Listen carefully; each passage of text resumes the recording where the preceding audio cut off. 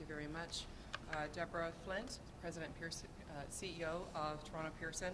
I've just come over from our Emergency Operations Center, and I'm here to give you a statement on what events transpired here today at Toronto Pearson. First and foremost, there was no loss of life.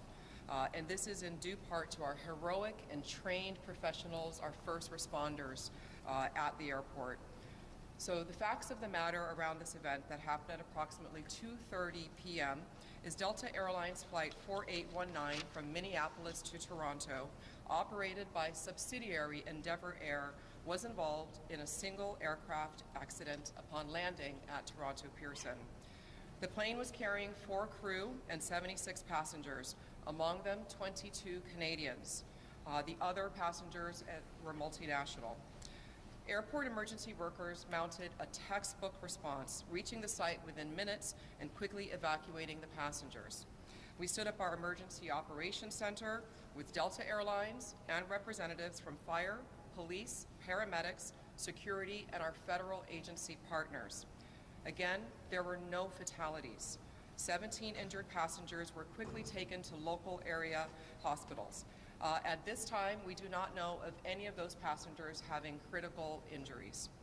We immediately halted further arrivals and departures on our remaining 3 runways.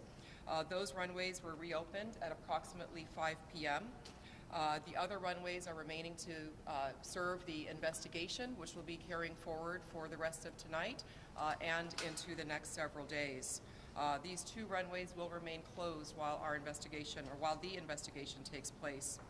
Again, we are very grateful that there was no loss of life and relatively minor injuries.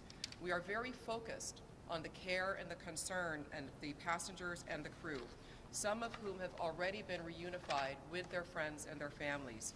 Others we have in a comfortable place right here at the airport in an environment where they're getting a lot of care and support from my staff. Delta Airlines is also continuing to provide customer care and information for passengers. In closing, no airport CEO wants to have these type of press conferences, but this is exactly what our emergency, our operations, and our first responder partners are all practiced and trained for. And again, this outcome is in due part to their heroic work, and I thank them profusely. Our thoughts and prayers are with all. We will be providing more information as it becomes available. We do expect that there will be some operational impact and some delays at the airport over the next few days while the 2 runways remain closed for the investigation.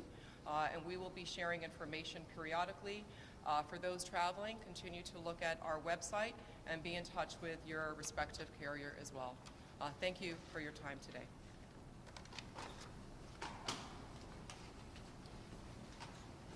Thank you, Deborah. We're going to continue posting Toronto Pearson updates, operational updates on our X account, so be sure to follow us there. Thank you all for joining us.